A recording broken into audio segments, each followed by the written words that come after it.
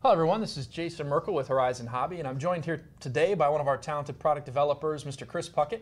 Howdy. And Chris was actually the developer responsible for what you guys see here, which is the brand new E-flite UMX Aero Commander. So Chris, how long have you been working on this project? This was a little over a year to get this one out on the market. Yeah, so I don't think a lot of people realize that you can't just say, okay, we want an airplane today, and 3 or 4 months, boom, it's on the market. It takes time to come up with the 2D CAD, which then becomes 3D CAD, which then goes into a CNC foam sample, into a tooled sample, and it's a long process. So I've seen a couple of guys say, oh, I asked for one of these a couple months ago, and it sounds like they listened to me.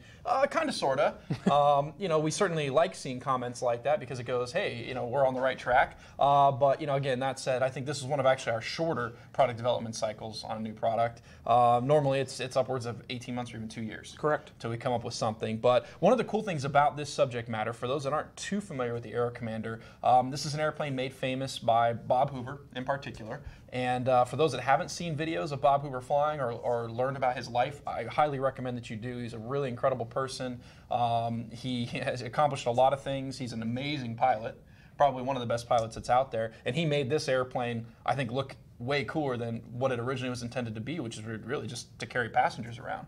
Right, yeah. So we'll talk a little bit more about that later, but we'll talk some of the details of this product and kind of what makes it really interesting, really exciting. I say first and foremost, the thing that some people have identified is this is actually our first brushless, twin, propeller-driven airplane. Yeah, we've done multiple engine airplanes in the past, the B-25, the B-17, which were brushed. We've done the A-10, which was brushless EDF, but this is our first brushless prop job. And so we had a choice when we were doing this. We could have put in the 2500 kV motors, which would have been probably more than enough, but still more than scale power. But you went all the way to the 3000s. It's got ridiculous power. We'll just kind of put it that way. More power than it needs, more power than scale. But we know what people want, and people want to have the ability to punch it and go vertical when they can, within reason. Obviously, we're not going to shove giant, extra large motors into an airplane and make it overweight, or maybe physically exceed the capabilities of the airframe. But we wanted to give people plenty of power, plenty of speed. And then let's talk about something that I don't think everybody realizes: the full-scale Aero Commander does not have counter-rotating props. Nope. So we did not put counter-rotating props on this version either. They are the same prop left and right, which makes it easy for customers. You can have, a handful of props if you're going to be breaking props or bending them, and you don't have to worry about putting left or right or anything like that. So makes it easy. Well, let's be honest. If you're breaking props on this, I mean, this one doesn't even have the landing gear on. You can see there's plenty of ground clearance. A lot of ground clearance. So again, if you break the prop, you probably broke the rest of the plane or all of the airplane. Done a lot more damage. More than likely. So. I would say power is not an issue, of course. It sounds really cool. It's got that cool twin sound to it. And then you can see in our product video, for those that haven't seen it yet, even just from a rolling, ROG takeoff, it's got plenty of power. There's a hand launch in there where you just launch it, punch it, and go straight up. So it has unlimited vertical.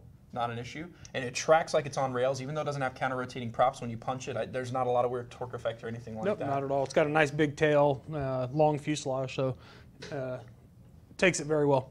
So I would say this subject matter is unique, but not obscure. That's kind of what I was telling some guys yesterday, that I know what it is because I was very fortunate to see Bob Hoover fly it, and I fell in love with this. It was sometime in the late 80s. He was in Las Vegas at an air show, and I saw it. I was like, wow, that's like really amazing. And I remember back then thinking, why aren't there more RC models of this airplane? And of course, back then it wasn't very practical. Balsa wood, glow engines. So any twin with glow engines was always a risk back then. So I think it's really awesome that we were basically one of the first people to bring one that's a relatively true scale outline. So you did not cheat the outline much on this, right?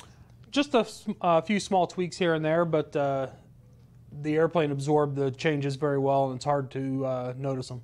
So if you look at a 3 view, you will see that it's very, very close. But the overall outline, to the untrained eye in particular, I don't think anybody's going to notice Correct. Some of the things that have been changed. And the things that we change are obviously to enhance the flight performance. Right. And that's something we do that not a lot of other manufacturers do, is we take the 3 views, we look at it, and based on past experience with other airplanes and design, and based on, obviously you being a pilot yourself and knowing what works and what doesn't work, we make changes to make products fly better.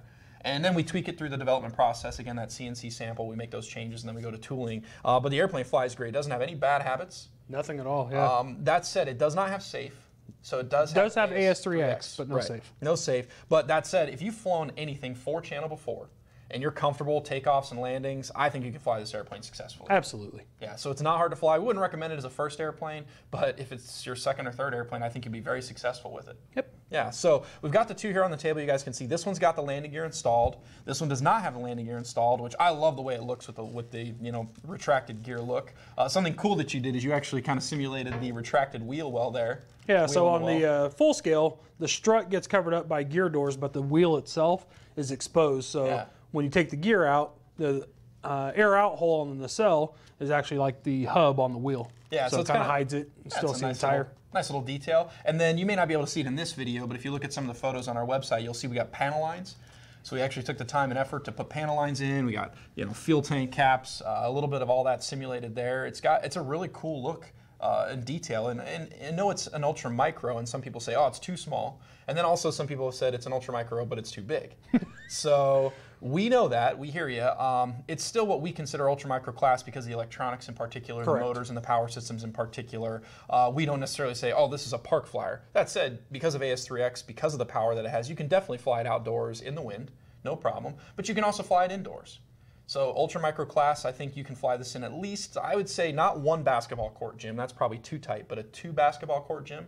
Yeah, if you run the small 450 battery, a large gym, you can fly it indoors without a problem. Yeah, so let's talk about that really quick. So we do have it set up for 2 battery options, and then there's probably a couple different options that would work. So it's essentially the same board that's in our UMX A10. Yep. Same electronics setup, and so it's set up to run on a 2S LiPo, and we recommend from a 450 up to an 800. Correct. And how long is the flight time on an 800?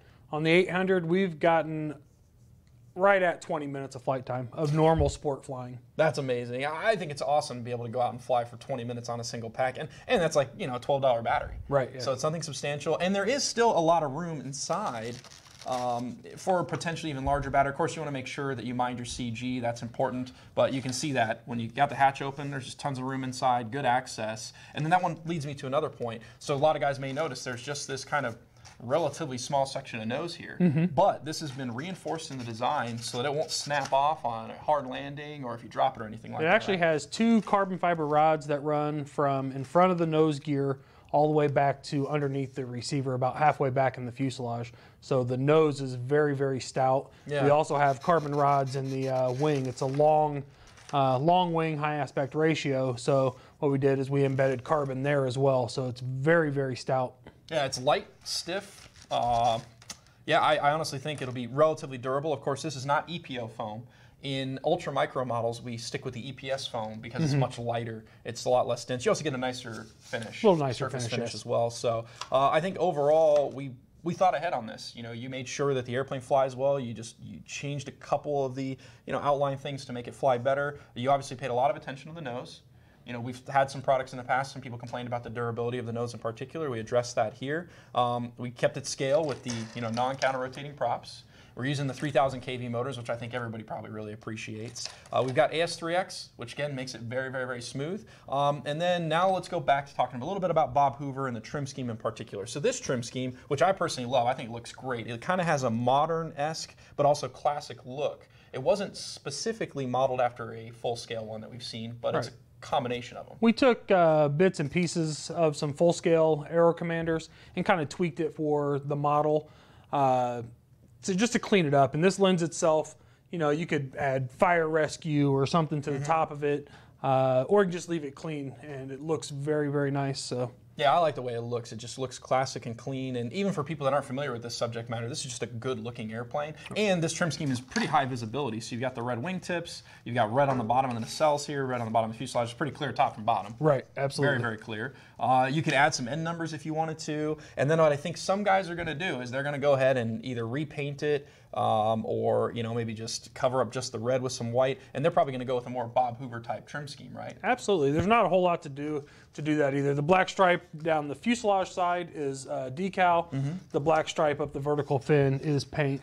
Decals on the nacelles. The pinstripe down the nacelle is a decal as well. So there's not a whole lot to it if you want to change it to the Bob Hoover scheme. And I'm sure there's graphic companies out there that will make that scheme available. Yeah, and so one of the reasons we didn't do that scheme is we wanted to have this as a tribute to a degree to Bob Hoover, but there's some things that we can't quite work out sometimes, which is licensing requirements for both the family of Bob Hoover and then also ultimately all the sponsors that were on the side of the airplane, like Fry's Electronics and things like that. So unfortunately, we couldn't bring you that scheme out of the box, but I think what we brought you guys is something that looks good, that a lot of guys will say, hey, it's modern and cool, but also classic at the same time, and hey, if you want to repaint it, well, the good thing is, too, is Bob Hoover flew several different Aero Commanders, so it's not just one scheme that he flew. So, I mean, you can do the aerobatics and do the Bob Hoover type maneuvers, and it still looks right. Yep, exactly. And that's one of the coolest parts about this is you can do aerobatics with this airplane, and it's still scale. Yep. Because Bob Hoover did it, too. Did it all, yeah. One-wheel landings, yeah, it's... So what would you say its capabilities are in aerobatics? Obviously a 4-channel airplane. It doesn't have vectored thrust, differential thrust, or anything like that. But you can do pretty much every 4-channel aerobatic maneuver you can think of, right? Loops, rolls, inverted flight, snap rolls. The snap rolls are pretty funny with this airplane. It widens up in a hurry. Yeah. And you can carry and a lot of and you can carry a lot of speed into it. The airplane is very stout and it takes it very well. So anything you can think of, you can try it and you don't have to worry about the durability of the airplane. So what do you think your favorite aerobatic maneuver is with it? It's the snap roll for me. Yeah, it's cool. Because you can carry, like I said, a lot of power. It goes in, just comes almost to a stop, and then punch the throttle on the way out, and it just accelerates at an insane rate. Excellent, excellent. So it's not a very heavy airplane. Obviously one of the cooler things that Bob Hoover did was the engine out aerobatics. It's probably not the best model for that because it's just so light. So yeah, you don't have any weight to get the inertia behind it. So yeah, and when you cut the power, it really wants to land, slow down in a hurry. Down. Big props, so it slows down in a hurry. We actually flew it yesterday on one motor. It's got plenty of power for that. Unfortunately, it's got a lot of yaw on one motor, so we just unplugged one is how we did it, and then locked it up so the one prop didn't spin. And it does it, but it's difficult. Yeah, we probably wouldn't recommend it for most people. But hey, you're welcome to experiment with your own airplane when you get one. And let's talk about a couple other things then, which are the specifics of the airplane. It comes bind and fly basic, which means that it's ready to bind to a Spectrum DSM-2 or DSMX transmitter right out of the box. Got the motors installed, all the servos are installed. ESCs, of course, are built in. The receiver with AS3X is in there. And that is available for $149.99. So that's the only version available. Doesn't come with a battery, doesn't come with a charger, no transmitter, of course. The batteries, I think a lot of guys already have two S450s, 800s, if they have the A10 in particular, or like the Expert. And it's the standard JST plug. Yep, standard JST plug. It's not the 3-pin ultramicro connector that we use in some of our other single-motor, smaller ultramicro airplanes. And when is this going to be available? They are actually on the water now, so we're hoping to actually be shipping them to customers by the end of the month. Yeah, but I will say this, the response has been phenomenal. There's a lot of positive comments. I think a lot of guys surprised that we did this, and they're like, I have to buy it. And even guys who say, I don't normally pre-order anything, I don't normally pre-order an ultramicro, they are pre-ordering it now, and we're seeing the evidence of that in our numbers. So like the ultramicro timber that we released recently, which it's hard to get right now, we ran out. If you want to get one of these as soon as you can, you really should pre-order as soon as you can. Pre-order at your favorite local hobby shop, favorite online retailer, of course at horizonhobby.com. I strongly recommend it. The way it's trending, I think we're not going to have enough once these get here. It's going pretty well, so yeah, it's a great flying airplane. I think once it gets into people's hands, they're just going to absolutely have nothing but good things to say about it. It's a phenomenal flying airplane, good-looking airplane. I really like how it lands on grass with the gear off. That's a good thing about the fuselage design. It's kind of got a swoop in the nose, so even if you don't come in perfectly flat, it wants to really level itself out. Yep, and you won't break the props, which we talked about, so that's really nice. Yeah, I think it's just a great product overall. Do we have any questions that have come up in the live feed? All right, hopefully we've answered everything. So again, you guys can pre-order it now at your favorite local hobby shop, favorite online shop, or at horizonhobby.com. It will be available later this month at $149.99, so $150 US. In the bind and fly basic form. It's a great value. We know it's a little bigger than your typical ultramicro, but that's the case because it's a twin, but it's still not too big to fly indoors, but it can also handle wind outdoors with AS3X. I think it's just going to be a very, very, very well-received airplane. Yeah, it comes out of the box already built, so I mean you can put it back in the box when you're done flying it and keep it safe. So yeah, that's nice. And the landing gear fits on it? Landing gear is actually pre-installed in the box. So yeah. Oh, and then the landing gear, we didn't show it here, but it's very simple. It just literally pops right out. Yeah, it pulls out. There's a mount in the nacelle and the mount in the nose. Yeah, super duper simple. And it does have a steerable nose wheel. Yep. As you can see in the video, it actually turns really tight. It's kind of fun. I like that part, and just spinning around in the video is actually a lot of fun. So yeah, it's a really cool product. I'm really excited about it. This has been a personal favorite of mine for a really long time, and I will admit, sometimes around here we're able to do personal favorite products. Sometimes we're not, but I think this is actually a personal favorite of a lot of guys here. A lot of guys, yeah, everybody here has been really happy with it. So. And so we did have a question about, can it be used in water? Are there floats for it? We don't have a float option for it. I don't know that there were any full-scale ones that were flown. There were not. Also, there's an intake on the bottom for air in, Yeah. and then air out in the back. So it's not something, I know the kind of the shape looks like a float aircraft, yeah.